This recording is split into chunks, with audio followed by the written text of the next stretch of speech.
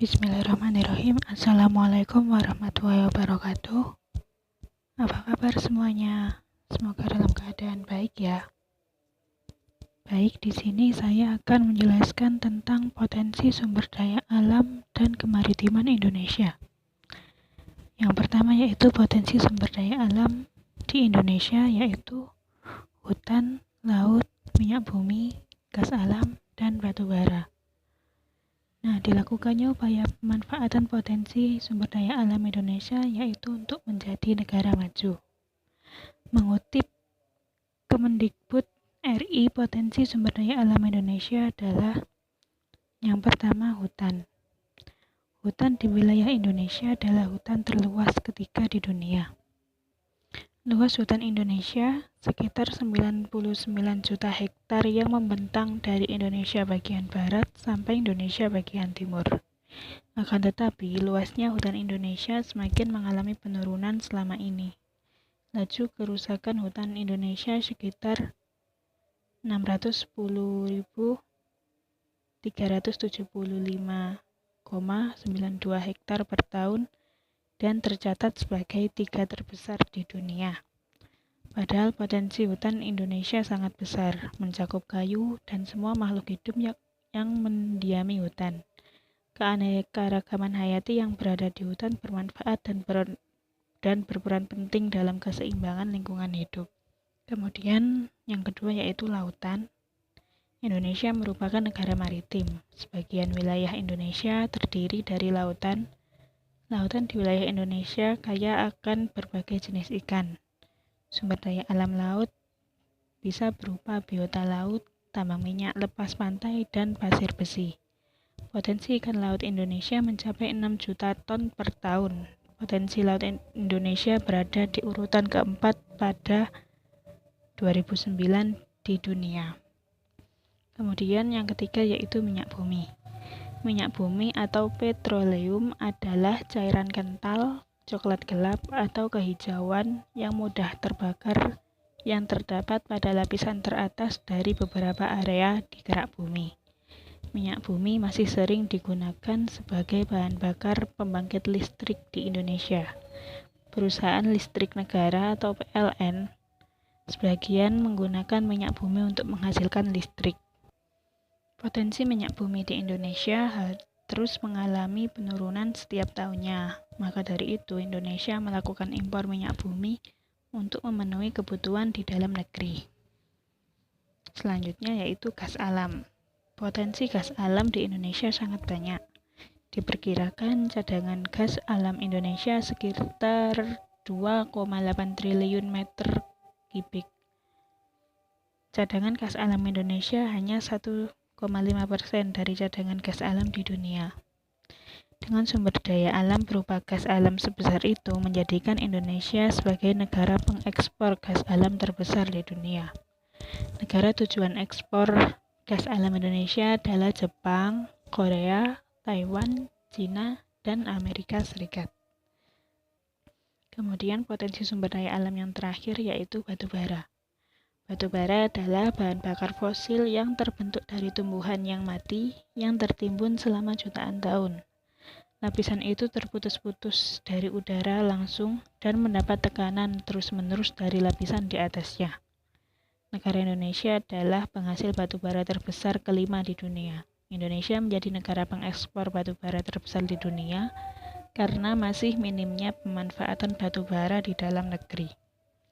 Negara tujuan ekspor batu bara Indonesia antara lain yaitu Hong Kong, Taiwan, Cina, Korea Selatan, Jepang, India, Thailand, dan negara-negara Eropa lainnya.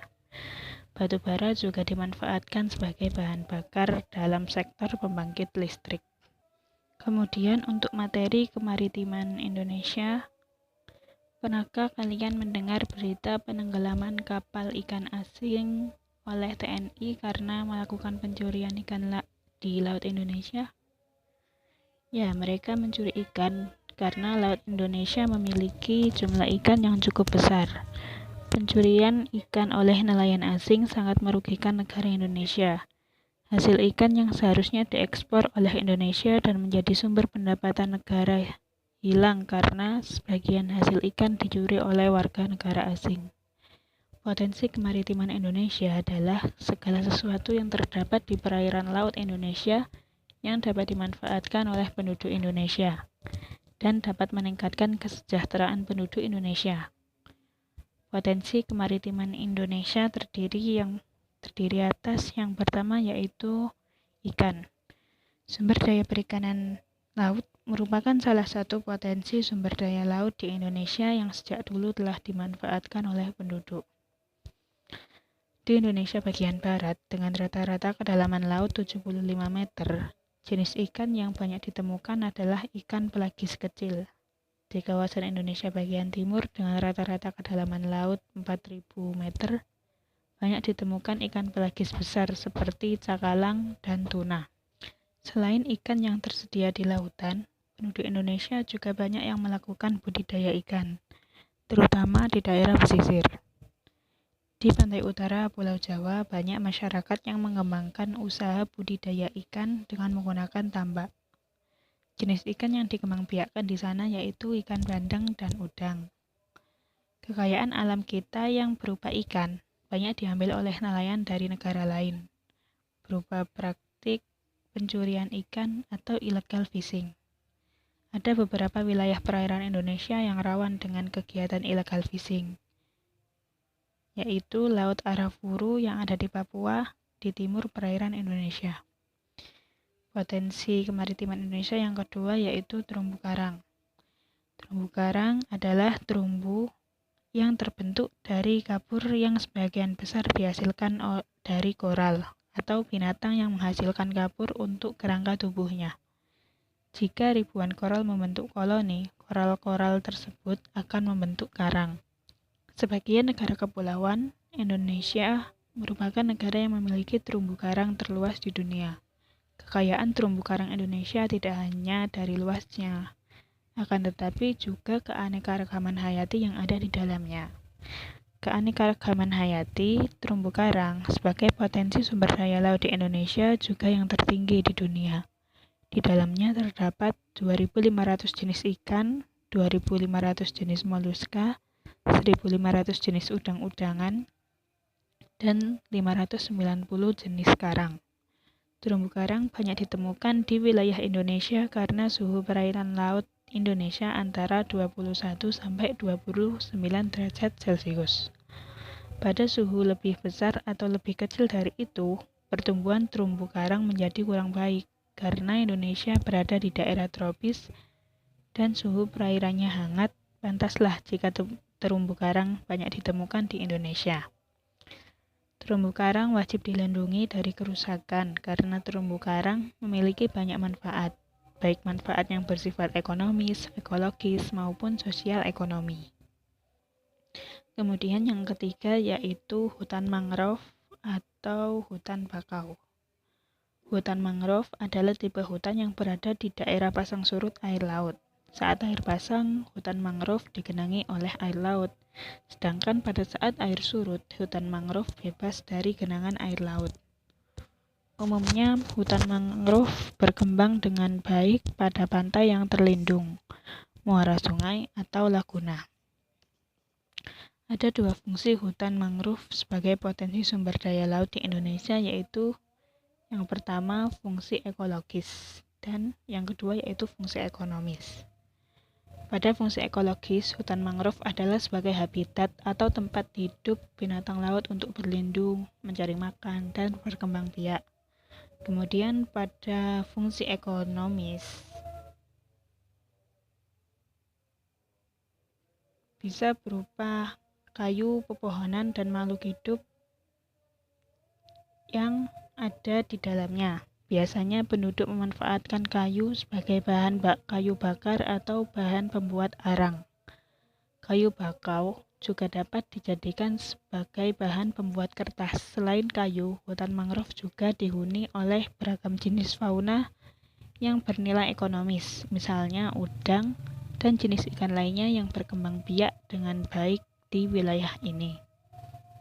Kemudian fungsi lain dari fungsi ekologis yaitu untuk melindungi pantai dari abrasi air laut.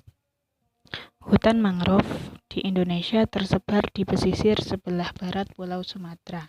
Beberapa bagian ada di pantai utara Pulau Jawa, sepanjang pesisir Pulau Kalimantan, pesisir Pulau Sulawesi, pesisir sebelah selatan Papua, dan beberapa pulau kecil lainnya.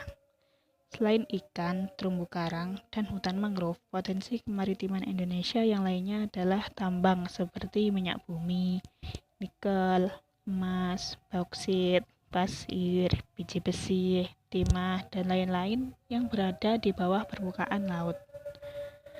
Transportasi laut juga termasuk potensi kemaritiman Indonesia yang dapat melancarkan lalu lintas perdagangan dan perpindahan penduduk antar pulau. Keindahan pantai dapat dijadikan tempat wisata sehingga dapat dimanfaatkan oleh penduduk sebagai sumber mata pencaharian. Wilayah laut Indonesia yang sangat luas tidak semuanya dapat dijaga oleh aparat keamanan sehingga beberapa wilayah laut rawan terjadi pencurian ikan atau illegal fishing dan penyelundupan barang. Akibat pencurian ikan oleh kapal asing dan penyelundupan barang menjadikan Indonesia mengalami kerugian yang tidak sedikit. Nah, untuk mengatasi masalah tersebut, pemerintah semakin memperkuat pertahanan di wilayah laut dengan menambah personil polisi dan TNI dengan cara melakukan patroli dan menindak kapal asing yang memasuki wilayah laut Indonesia tanpa izin dan menjatuhkan hukuman bagi mereka. Sekian materi yang dapat saya sampaikan pada pertemuan kali ini. Untuk kurang lebihnya silakan dibaca bukunya. Terima kasih. Wassalamualaikum warahmatullahi wabarakatuh.